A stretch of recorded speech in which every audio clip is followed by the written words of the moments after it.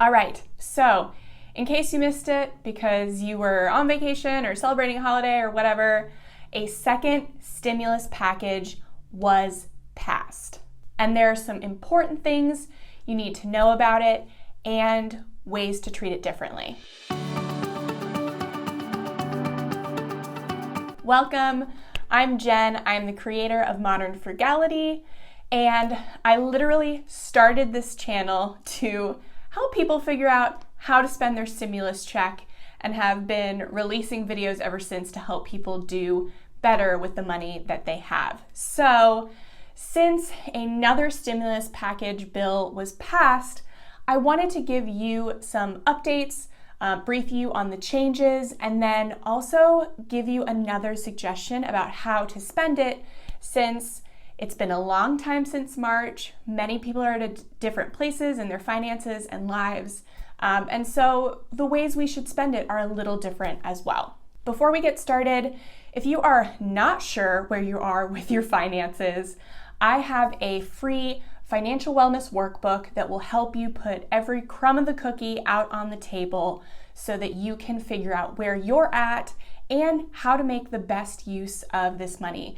because it's actually even less than what we got in March. So you want to use it as wisely as possible. So I'll put the link to that in the description, and it's also available at modernfrugality.com/audit. There are a lot of details in the full bill that was passed, literally $900 billion, and that's a lot. So I'm only gonna go over the most important things related to the stimulus check and other things that I think are most relevant to the people who will be watching my videos in particular. But I will put a link in the description to my friend Erica's channel. She goes a lot more in depth to the bill, so if you want more, she's the place I recommend going to. This time around, adults and children will get direct payments of $600 each. The payments start phasing out when you get to an adjusted gross income of $75,000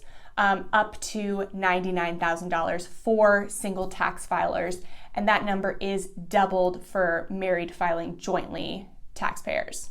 So basically, if you are a single person making $99,000 per year with no kids, you're not going to get anything. But 80% of the country is eligible for these stimulus checks. Unfortunately, again, only children under 17 are eligible. So that means if you have college students or adult age dependents, they again are not eligible for a payment.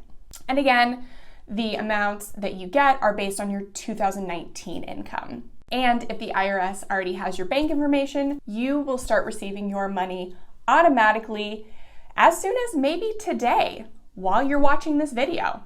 I don't know, maybe you get lucky. If you're still unemployed, you're also going to be eligible for an extra $300 per week for 11 weeks, again, starting this week and going through March 14th. That's the 11 weeks that extra $300 a week you'll be eligible for. This bill also extends two programs that I want to tell you about because I want you to check to see if you're eligible for them. And I'll put the links to both in the description. So the first is the Pandemic Unemployment Assistance Program. This expands jobless benefits for gig workers, self-employed people, freelancers, independent contractors, and others similarly affected by the pandemic. It also extends the Pandemic Emergency Unemployment Compensation Program that extends benefits if you've exhausted all of your state allotted benefits. Again, there's plenty of other stuff in this bill, but I'm not going to go over all of it. You can check out Erica's channel if you want to see everything for small businesses and et cetera, et cetera. But the last thing I wanted to mention that in this bill, there's also $25 billion for renters assistance.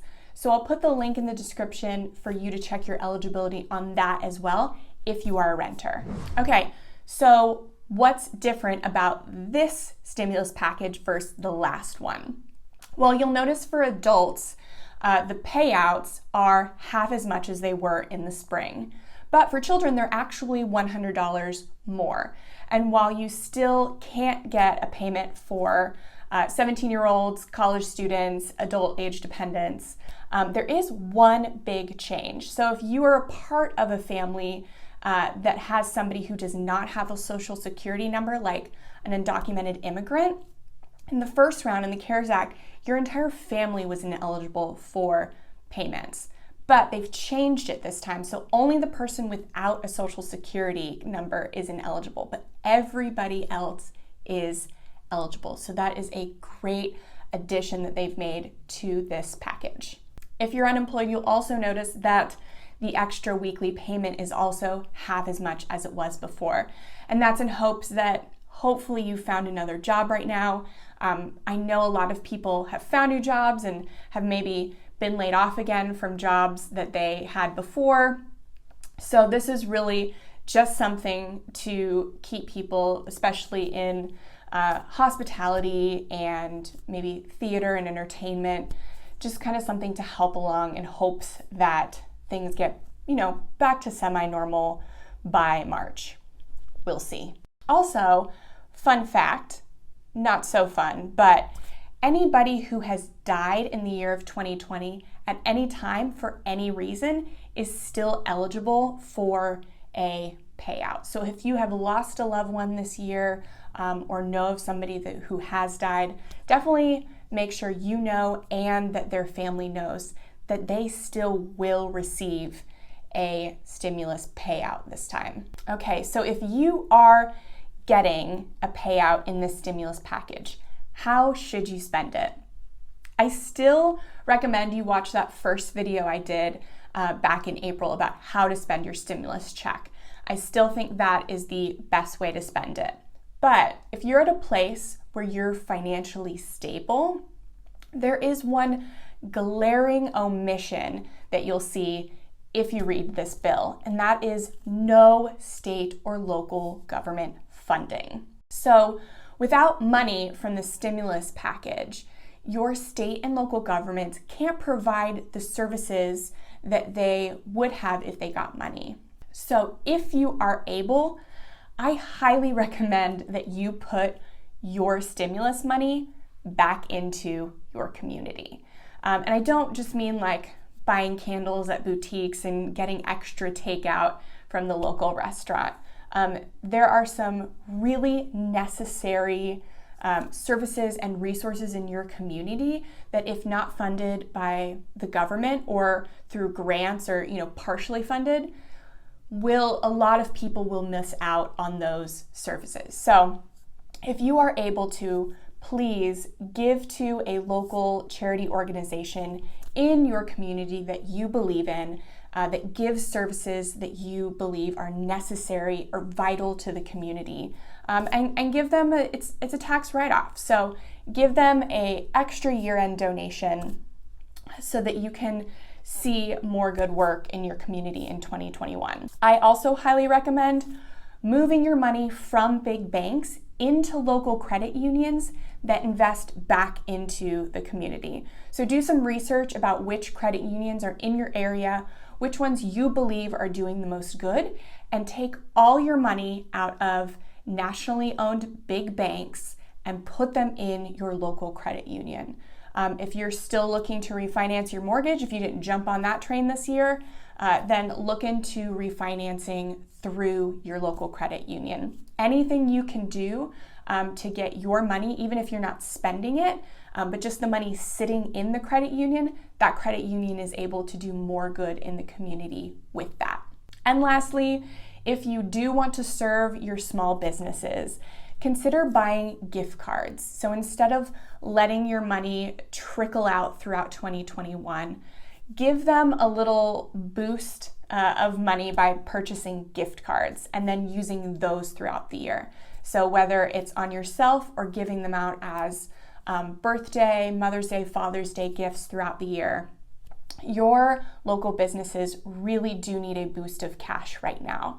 And so if you're able to give that in one fell swoop and then use the money that you know you would use anyway throughout the year, that can be really helpful to them right now. So I hope if you're watching this and you are getting a stimulus check, that it is going to help you financially. And if you don't need it, then I hope you can put it back into your community. And I hope you will subscribe to Modern Frugality for more videos like this every week. I'll see you next time.